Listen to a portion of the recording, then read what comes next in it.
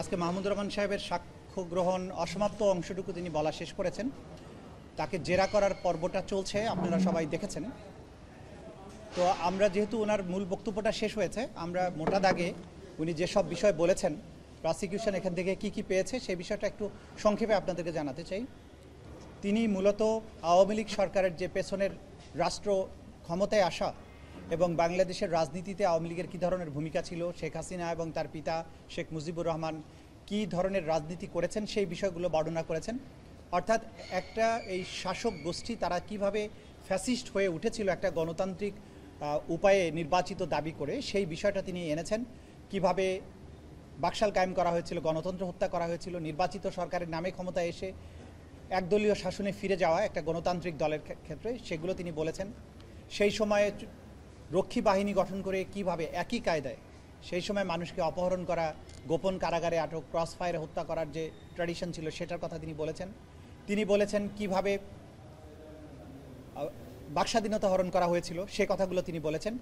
পরবর্তী সময়ে সেনাবাহিনীর প্রতি তাদের যে ভীতি, শেখ মুজিবুর রহমান সাহেবও সেনাবাহিনীকে দানব মনে করতেন এবং তিনি বলেছিলেন যে পাকিস্তানি সৈন্যবাহিনীর মতো একটা দানব বাংলাদেশে তিনি সৃষ্টি করতে চান না।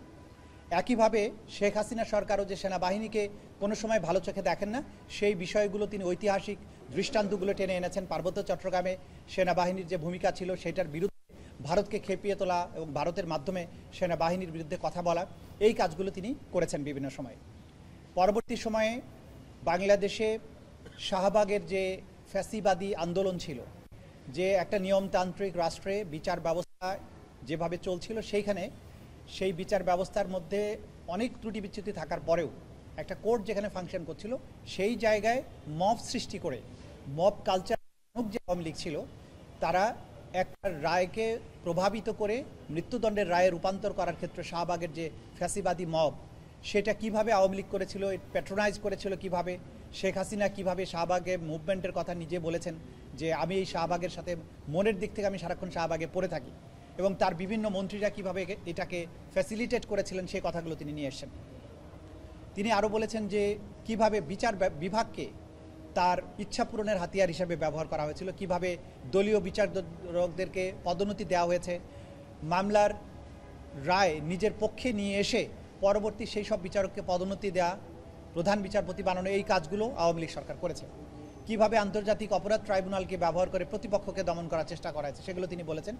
এবং সকল কিছুর উপরে নিয়ন্ত্রণ প্রতিষ্ঠার পরে শেখ হাসিনা যখন বুঝতে পেরেছেন যে তিনি ইচ্ছা করলেই বাংলাদেশের নির্বাচন ব্যবস্থাকে কুক্ষিগত করতে পারেন, একদলীয় নির্বাচন করতে পারেন, তখন তিনি পরপর 3টি সাধারণ নির্বাচনকে ইচ্ছে মতো সাজিয়ে নিয়ে তিনি তিনবার নির্বাচিত হয়েছেন বলে ঘোষণা করে বাংলাদেশের ক্ষমতার মসনদ তিনি দখল করে বসেছিলেন।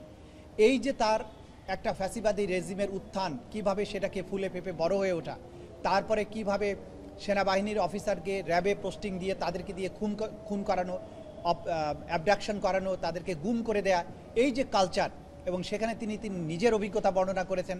টিএফআই সেলে গিয়ে তাকে কী ধরনের নির্যাতনের মুখোমুখি হতে হয়েছে, ওখানে অন্যদেরকে কিভাবে নির্যাতন করা হয়েছে, পুলিশের ডিবি কিভাবে নির্যাতন করেছে, এই যে পুরো পটভূমি এবং একটা দল, একটা গোষ্ঠী ফ্যাসিস্ট হয়ে ওঠা, এবং জুলাই আগস্টের যে গণহত্যা হয়েছে, এই ছাত্রদের আন্দোলনকে দমন করার জন্য কিভাবে মারণাস্ত্র ব্যবহার করা হয়েছে, কিভাবে তাদেরকে কমান্ড দিয়ে পুরো বাহিনীকে ব্যবহার করে তাদেরকে লিথাল ওয়েপন ব্যবহার করে নির্মূল করার চেষ্টা করা হয়েছে, এই পুরো প্রেক্ষাপট তিনি তার সম্পূর্ণ বক্তব্যের মধ্য দিয়ে নিয়ে এসছেন।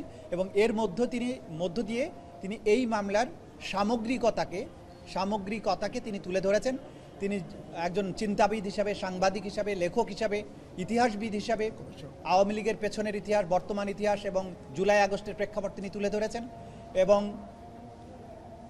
কিভাবে তারা ফ্যাসিবাদী হয়ে উঠে কতটা নৃশংস হতে পারে, এবং জাতিসংঘের রিপোর্ট, ইউরোপীয় ইউনিয়ন, আমেরিকান রিপোর্ট সব কিছু পর্যালোচনা করে তিনি দেখিয়েছেন যে জুলাই আগস্টে ঘটে যাওয়া যে মানবতা বিরোধী অপরাধ, সেটা ছিল ওয়াইড স্প্রেড, সিস্টেম্যাটিক, শেখ হাসিনার কমান্ডে এটা হয়েছিল, একটা কমান্ড স্ট্রাকচার ফলো করে এটা হয়েছিল, পুরোটাই ছিল সুসংগঠিত। এই সমস্ত জিনিস তিনি সাক্ষ্য হিসাবে আদালতে উপস্থাপন করেছেন। এবং আমরা মনে করি যে তার এই সাক্ষ্য শেখ হাসিনার অপরাধ প্রমাণের জন্য বা আসামিদের অপরাধ প্রমাণের জন্য একটা গুরুত্বপূর্ণ দলিল হয়ে থাকবে, ঐতিহাসিক সাক্ষী তিনি দিয়েছেন। আর বাকিটা তো আদালত পর্যালোচনা করে সেই ব্যাপারে তাদের অভিমত জানাবেন। এটাই ছিল আজকের দিনের মোটামুটি